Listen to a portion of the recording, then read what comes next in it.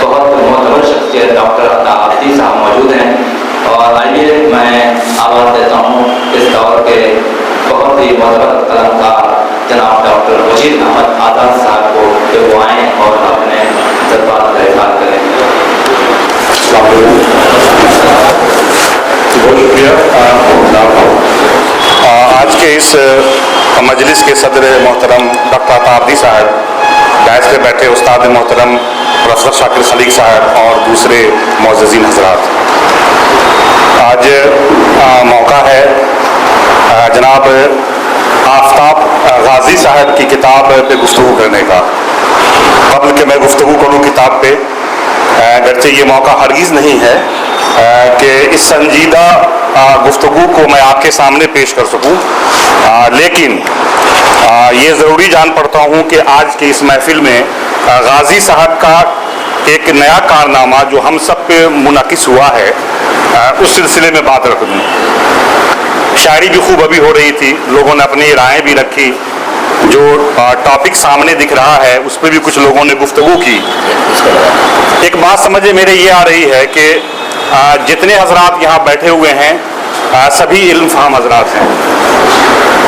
शायर हो या ना हो, अदीब हो या ना हो, इतनी बात समझ में ज़रूर आती है कि सबों के दिल में दर्दमंदी है और उर्दू के तई बेहतरीन जज्बा है, तभी सब यहाँ जमा हुए हैं। और मैं अपने दोस्त की इन चीज़ों से इख्तलाफ नहीं करता, लेकिन राह निकाल रहा हूँ इख्तलाफ की वासिफ जमाल साहब की इससे कि कारी की कमी हो रही है। अभी मैं कुछ दिनों पहले एक साहब से मिला, जॉर्ज नाम था उनका, तो गुफ्तगू होने लगी तो मुझे लगा कि मैं हिंदी में गुफ्तगू करूंगा तो जॉर्ज बहुत खुश होंगे। चूंकि तारुफ में मैं पहले कह चुका था मेरा नाम मुजीर अहमद आज़ाद है, और वो साहब कह चुके थे क्या आप आज़ाद तखल्लुस करते हैं, तो मैंने कहा नहीं, मेरे नाम का एक हिस्सा है। तो उन्होंने कहा जनाब आप उर्दू में गुफ्तगू कीजिए। पता ये चला कि अगर मैं उर्दू नहीं पढ़ रहा हूँ, हो सकता है मेरे बच्चे नहीं पढ़ रहे हों, तो दूसरे पढ़ने वाले लोग मौजूद हैं, मेरी ज़बान वहाँ, हमारी ज़बान वहाँ तक पहुँच रही है।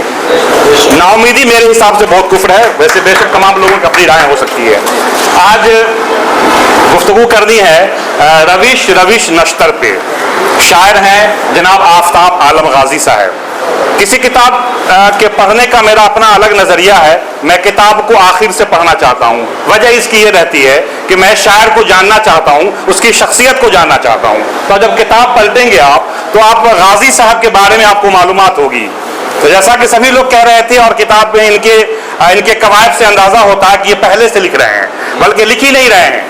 दीवारी पर्चों की अहमियत पता नहीं कितने लोग जानते हैं, जानते ही होंगे सभी लोग। हाँ, तो दीवारी पर्चों पे इनकी चीज़ें शाये होती थी दारुल उलूम देवबंद में। अब अंदाज़ा लगाइए कि जहाँ हदीस, फ़िक़्ह, कुरान की गुफ्तगू हो रही हो और जनाब एक पर्चा शाये करते हो या इनके अबाम मिल के पर्चा शाये करते हो और वहाँ इनकी गज़लें, इनकी शायरी शाये होती हो, मैं समझता हूँ कि पुख्ता तर होकर के उन्होंने इस किताब को शाये करने का फैसला लिया होगा। मैंने बताया कि चूंकि किताब में इनके कवायद से अंदाज़ा होता है कि इन्होंने ज़बान के सिलसिले में बड़ी मेहनतें की है और शायरी को फ़न की तरह लिया है पहले। मैं इसलिए जोर दे रहा हूँ फ़न पे कि इनके यहाँ पाबंद नज़में काफ़ी हैं।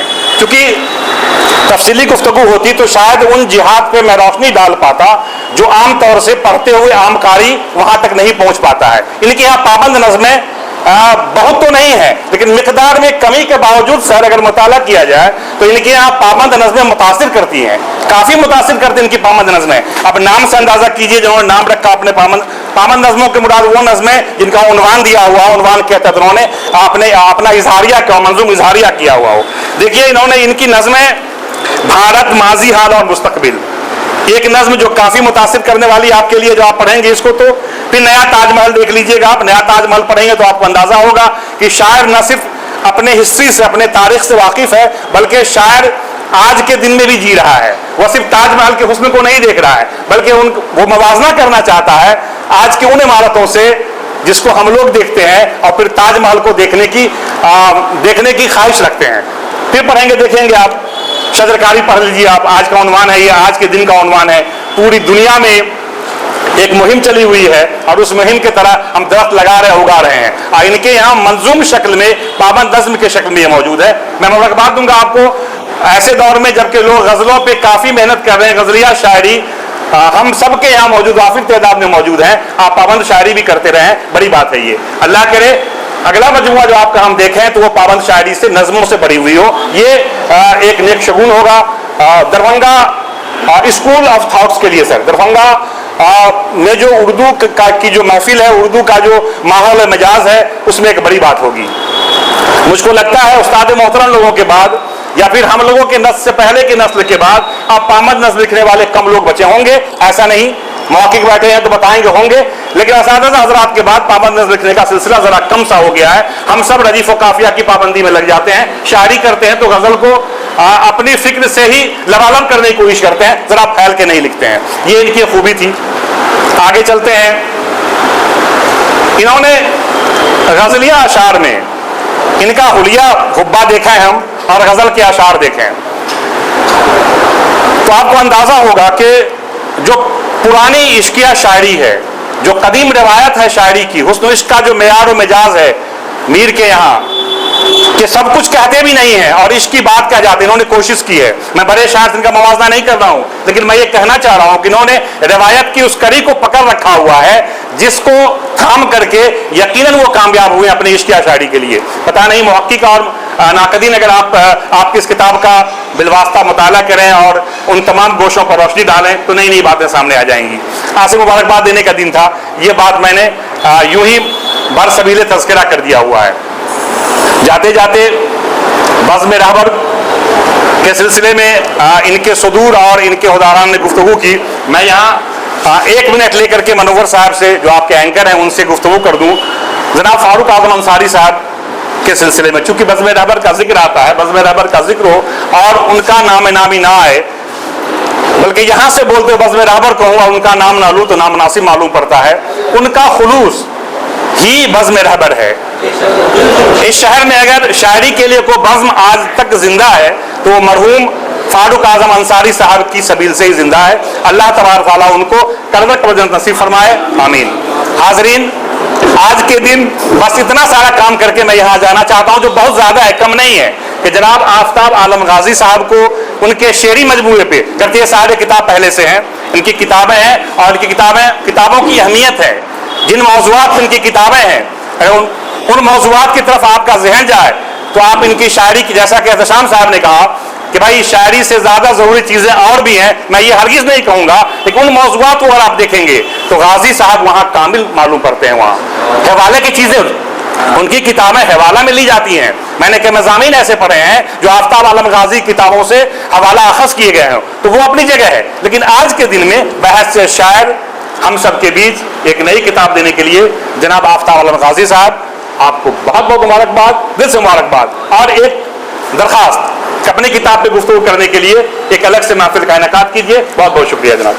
बहुत शुक्रिया जनाब वज़ीर आज़म साहब, आपने मुफ्ती साहब के अखबार और नज़रियात के मुताबिक जो इशारा किया, जो बातें बताई, वो हम सब के लिए बहुत कारगर, मुफीद और तहरीर पर अमल करने वाली बात है। मुफ्ती साहब की कई किताबें यहाँ तो नहीं दर्ज है, लेकिन इसी किताब के पृष्ठ पे उन किताबों का जिक्र है। मुफ्ती साहब की एक किताब है अहम फ़िक़्ही किताब का कुतुब का उर्दू तर्जुमा, दूसरी किताब है फ़ज़लाए देवबंद, और तीसरी है मदावत अहकाम तदबीक़ात, और चौथी आयात सजदा, और पाँचवीं रविश नश्तर। तो आइए इन दो मुबारकबाद के साथ साथ हम तमाम लोग ये कहने पर मजबूर हैं कि मुफ्ती साहब सिर्फ किताबों का निकालना, हम लोग जैसा कि जानते हैं, समझते हैं कि किताबें या तख्लीक मज़ामीन अशार कहना आसान है, लेकिन किसी ने क्या खूब कहा है कि दिल का खून होता है तब जाके गज़ल होती है। तो मुफ्ती साहब लायक मुबारकबाद हैं। आइए हम आवाज़ देते हैं जनाब डॉक्टर एहसान अहमद साहब को कि वो अपने चंद अशार से होने वाले स्टेज पर जलवा फरोज़ हज़रात और सामईन, अस्सलाम वालेकुम। सबसे पहले आफ्ताब आलम गाजी साहब को उनके शेरी मजमूआ रविश निश्तर के लिए बहुत बहुत मुबारकबाद। दो अशार सुनाने का हुक्म है। रंज व अलम हम सहते हैं, हर जख्म जब दिखाया करते हैं। रंज व अलम جانتے ہیں آسائش دنیا کی خاطر کیا کیا نگوارا کرتے ہیں.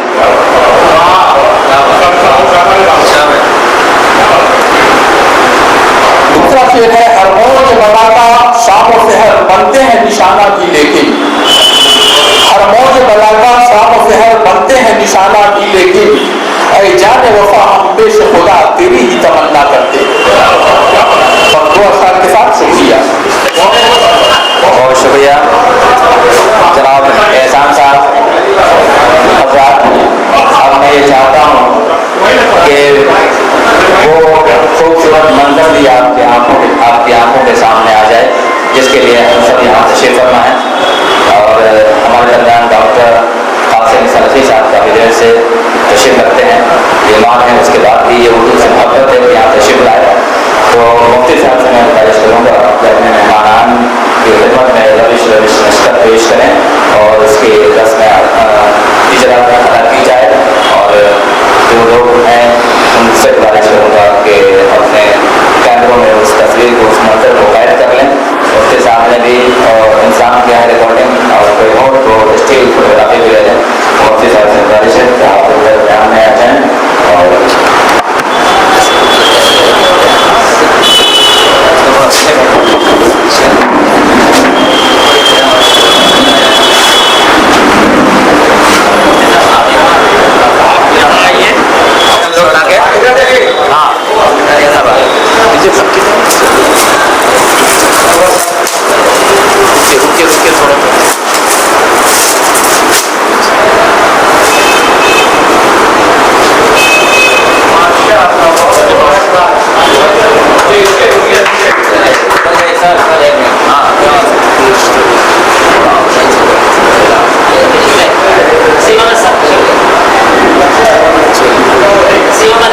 وسیم صاحب آ جائیے. واسف صاحب آپ بھی آ جائیے.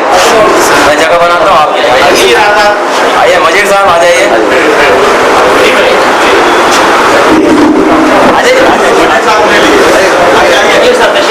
آئیے. بہت بہت مبارک جناب مفتی ہمارے صاحب.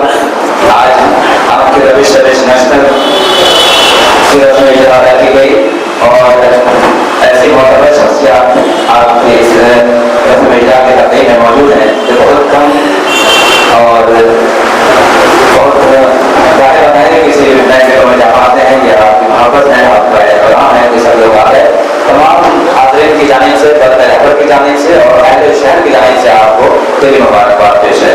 ہم چاہیں گے کہ اس روش نشر سے چند متفرق اشعار مفتی صاحب کو ترجمہ زبانی آپ کی خدمت میں پیش کرتا ہے. مفتی صاحب سے معتبانہ گزارش ہے کہ چند کلمات کے ساتھ متفرق اشعار. بسم اللہ الرحمن الرحیم. الحمد للہ رب العالمین والصلاة والسلام علی سید الانبیاء والمرسلین وعلی آلہ وصحبہ اجمعین. اما بعد, میں سب سے پہلے بزم رہبر کا شکریہ ادا کرتا ہوں کہ انہوں نے ہماری اس حقیر سی کاوش کو اس قدر اہمیت دی اور محبت کا اور خود نوازی کا ثبوت دیا. انتہائی قدیم انجمن اور انتہائی معتبر انجمن, اور اس انجمن سے منسلک وہ شخصیات جن کے لمحات بہت قیمتی ہیں, اس کے باوجود یہاں پر وہ سب تشریف لائیں. آپ تمام لوگوں کی محبتوں کا شکریہ. رسول اللہ صلی اللہ علیہ وسلم کے زمانے میں حضرت حسان رضی اللہ تعالیٰ عنہ خاص طور سے شعر و شاعری کے سلسلے میں زیادہ مشہور تھی. اور حضرت حسان رضی اللہ تعالیٰ عنہ کی جو شاعری ہوتی تھی وہ ظاہر سی بات ہے وہ دشمن جو محمد صلی اللہ علیہ وسلم اور ان کے ساتھیوں کو ستا رہے تھے, تکلیف دے رہے تھے. ہمارے ہندوستان کے ایک شاعر کہتے ہیں کہ میں ہوں جس حال میں میرے صنم رہنے دو, مجھ کو ہاتھوں میں قلم نہ دو, میرے ہاتھوں میں قلم رہنے دو. میں تو شاعر ہوں, میرا دل ہے بڑا ہی نازک, میں پٹاخوں سے مر جاؤں گا, بم رہنے دو. تو اس طرح کا اشارہ حضرت حسان کے بارے میں ہوا تو رسول اللہ صلی اللہ علیہ وسلم نے حضرت حسان کو منبر پر بیٹھا کر کہا کہ حسان تم شعر سناؤ, اور پھر فرمایا حسان کے اشعار دشمنوں کے دل میں تمہارے تیر اور تلوار سے زیادہ چبھتے ہیں. इसी को कहा गया इन्ना मिन अश्शिअर हिकमा, अशार के अंदर हिकमत होती है, दानाई होती है, अपनी बातों को समेट कर सामने वाले के दिल में प्रवेश कर देना। मैंने शायरी क्यों की और मैंने इफ्ता क्यों किया, दोनों की एक ही वजह है। मैं शायर क्यों बना और आलिम बनने के बाद पहले मैं मुफ्ती बनने का कायल नहीं था, मैं मुफ्ती क्यों बना, दोनों की एक वजह है। जब आप मुफ्ती बनते हैं तो आपकी बातों में थोड़ा सा एतबार आ जाता है, इसलिए कि आप फिक़्ह के मसाइल के उसूल और बुनियाद पढ़ते हैं आप। ठीक इसी तरीके से अदीब और शायरों के दरमियान जब बात करनी हो तो जाहिर सी बात है अदीब के अदब को समझने के लायक भी बनेगा इंसान जब अदब सीखेगा तब।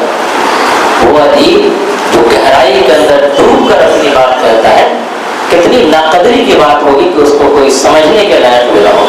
वाकई हमने जो अशार सीखे थे सिर्फ इसलिए ताकि मैं सुखन फहम बन सकूं, उसी में फिर सुखनदां और लिखने वाला भी बन गया। लेकिन असल वो है डॉक्टर कलीम आजिज साहब ने दारुल उलूम देवबंद का एक ही सफ़र किया ज़िंदगी में, वो इस हकीक़त की दावत पर उन्होंने दारुल उलूम देवबंद का सफ़र किया और एक मेरी गज़ल उस वक्त दीवारी पर्चे पर लगी हुई थी। मैं 5 साल तक वहाँ के दीवारी पर्चों का एडिटर रहा हूँ और बिहार, उड़ीसा, झारखंड और नेपाल के तलबा का मैं 2005 में वहाँ सदर रहा हूँ। उसी ज़माने में मैंने डॉक्टर कलीम आजिज साहब को बुलाया तो मेरी गज़ल लगी थी, दरिया दरिया शराब लगता है, लम्हा लम्हा अजाब लगता है, फुरक़त यार एक क़यामत है, हिज्र यौम हिसाब लगता है, और एक तबस्सुम जो हो सुकूत आमेज़, एक तबस्सुम जो हो सुकूत आमेज़, कितना अच्छा जवाब लगता है। और आज के हालात जो मुल्क के हैं उस पर एक शेर का है, हर तरफ शोर वादा उम्मीद, हर तरफ शोर वादा उम्मीद, अन करीब इंतखाब लगता है।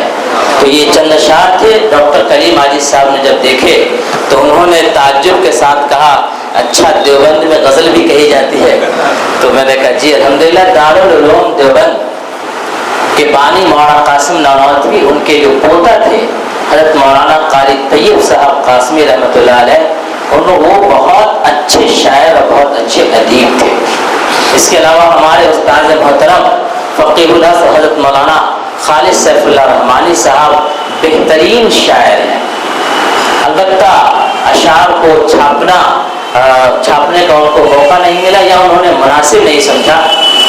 ये जो मेरे अशार का मजमुआ छपा है, अगर ये गुनाह है तो इस गुनाह के गुनहगार डॉक्टर मनोवर राही साहब हैं, और अगर कोई बेहतर काम है ये तो इसका भी क्रेडिट और जो भी इसका की बेहतरी है सब डॉक्टर मनोवर राही साहब की तरफ जाती है। इसलिए कि डॉक्टर मनोवर राही साहब ने, मैंने इसको छपवाने में इतनी ताख़ीर की कि डॉक्टर मनोवर राही साहब एक ही बात कहते थे कि क्यों दिल में इतना नश्तर भोंकते हैं आप, क्यों दिल में इतना नश्तर चुभोते हैं। तो बहरहाल मैं इनका बहुत ही शुक्रगुजार हूँ। एक बात और मैं अर्ज़ कर दूँ, मैंने ये उन्वान क्यों रखा है, इसका भी एक मकसद है। हर एक का अपना मिजाज होता है। कुछ लोगों का मिजाज होता है कि मुंह पर तारीफ की जाए तो बहुत अच्छा लगता है उसको, अल्लाह जानता है। एक तो ये है कि इस वक्त जो मुल्क के हालात हैं, इन हालात में इन चीज़ों को समझना भी ज़रूरी था, और उन्वान लगाने का एक मकसद मेरा था, जो मकसद अभी तक मैंने किसी को बताया नहीं था, पहली मरतबा बता रहा हूँ। मेरा मकसद ये था कि उस उन्वान पर अगर कुछ लोग बोलेंगे तो तारीफ का पहलू थोड़ा सा कम हो जाएगा। बाकी मेरा अपना मकसद ये था। बहरहाल जो उन्वान है उस उन्वान के तहत मेरी एक नज़्म है, भारत माजी हाल और मुस्तक़बिल। हमारी बच्चियों ने भी इस पर तैयारी की है बोलने की, लेकिन मैं ही बोल देता हूँ इस पर। भारत माजी हाल मुस्तक़बिल में मैंने भारत के माजी को बयान किया, हाल को भी बयान किया और मुस्तक़बिल को भी बयान किया। हो सकता है शायर शायरी में डूब जाता है तो कलम की रवानी में कुछ आगे पीछे हो गया हो, लेकिन बहरहाल कोशिश की है माजी हाल मुस्तक़बिल पेश करने की। दिल के लहू से लिखता हूँ देश की कहानी, तिफली शबाब पीरी और मर्ग नागहानी। जाने अजीज भारत बंजर ज़मीं थी तेरी, था इम्तियाज तेरा जुल्मत की हम सफेरी। सागर बदोश आए आबे हयात लेकर, तुझको बनाया हमने तकदीर का सिकंदर। سکھلائی ہم نے تجھ کو افکار کی بلندی، الفت ادب سلیقہ تہذیب ہوش مندی۔ مشادگی نے میری، یہ تھوڑا گاڑھا لفظ ہے، سجانے اور سنوارنے کو کہتے ہیں۔ مشادگی نے میری تجھ کو ہنسی بنایا، تیری ہنسی جبیں کو پھر تاج سے سجایا۔ ایبک کی یاد اف کا مینار کا علو ہے، گردوں سے کوئی لگتا ہے محو گفتگو ہے۔ قلعہ وہ شاہی مسجد وہ امن کی علامت، شاہوں کی وہ رعایا سے بے پناہ الفت۔ آج بادشاہوں کو جو ٹارگٹ کیا جا رہا ہے اس پہلو سے سنیے گا۔ قلعہ وہ شاہی مسجد وہ امن کی علامت، شاہوں کی وہ رعایا سے بے پناہ الفت۔ تھا یاد ہر بشر کو یہ درس اپنا اپنا، مذہب نہیں سکھاتا آپس میں بیر رکھنا، مذہب نہیں سکھاتا آپس میں بیر رکھنا۔ پہچان بن گئی تھی تیری یہ اس جہاں میں، سونے کی تو ہے چڑیا سرسبز گلستاں میں۔ اب حال لیکن نہ راسائی تجھ کو تمہاری تابش، ٹوٹے ہزاروں تم پر کوہ ہجوم سازش۔ مغرب کا ہند پر جب بادل سیاہ چھایا، عرض وطن سے ہم نے افرنگ کو بھگایا۔ پھر بن گیا ہمارا بھارت سیاہ قسمت، پھر بن گیا ہمارا بھارت سیاہ قسمت۔ چنبل کے گھاٹیوں کی پروردوں کی وراثت، بجلی کی روشنی میں اندھیر ہو رہا ہے، خورشید مر چکا ہے مہتاب سو رہا ہے۔ بھارت گزر رہا ہے پھر دور جاکنی سے، جس درد کے ساتھ ہمارے بڑوں نے اس سرزمین پر سجدہ کیا اور اپنے آنکھوں کے آنسوؤں سے اس بنجر زمین کو سیراب کیا۔ ہمیں چاہیے کہ اس زمین کو پھر سیراب کرنے کے لیے تیار رہیں۔ بھارت گزر رہا ہے پھر دور جاکنی سے، ناآشنا ہے اس کا ہر ذرہ روشنی سے۔ مستقبل کے بارے میں خاکہ پیش کیا گیا، ڈھلنے کو جلد ہی ہے وقت شباب ظلمت، مانند صبح تازہ چمکے گا اپنا بھارت۔ دوزخ بنے گی جیسا ظاہر ہے زمیں سے، جنت نشاں بہار فردوس آفری سے۔ ظالم کا خوشچی ہے افرے یہ بے ضمیری، ظالم کا خوشچی ہے افرے یہ بے ضمیری۔ مت کر قبول دستے ماحول کی اسیری، اٹھ رند بن کے بھارت کے میکدے کا ساقی۔ دہلی کو دے مدبر کربل کو کوئی غازی، ہونٹوں پہ تیرے پھر یہ نغمہ لگے گا پیارا، سارے جہاں سے اچھا ہے دوست ہمارا۔ جزاک اللہ۔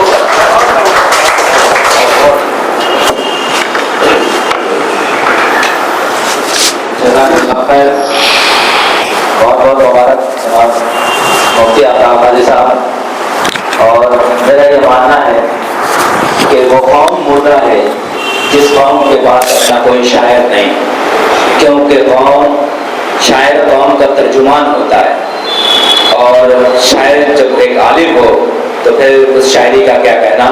بہت بہت مبارکباد، اور میں اس لیے بھی مبارکباد دوں گا اور آپ حضرات کے سامنے یہ بات عرض کرنا چاہتا ہوں کہ آفتاب قادری صاحب کی تعلیم و تربیت میں ان کے جہاں والدین کا کردار ہے، اکثر و بیشتر یہ اپنی تمام کامیابیوں کا حوالہ اپنے والدین کی دعاؤں کا ذکر کرتے ہیں۔ وہی کہتے ہیں کہ آفتاب قادری کو اگر کسی نے مفتی آفتاب قادری بنایا ہے تو ان کے چچا محترم جناب مولانا مفتی صادق قاسمی صاحب دعوت برکاتہم یہاں موجود ہیں۔ ہم ان کے بھی بہت شکر گزار ہیں کہ آپ کی صحبت بچپن سے آپ کی تعلیم و تربیت کی ذمہ داری یہاں سے لے کے ساؤتھ تک پہنچایا اور دربھنگہ شہر کو ایک کامیاب مفتی آپ نے عطا کیا۔ ہم سب آپ کے شکر گزار ہیں۔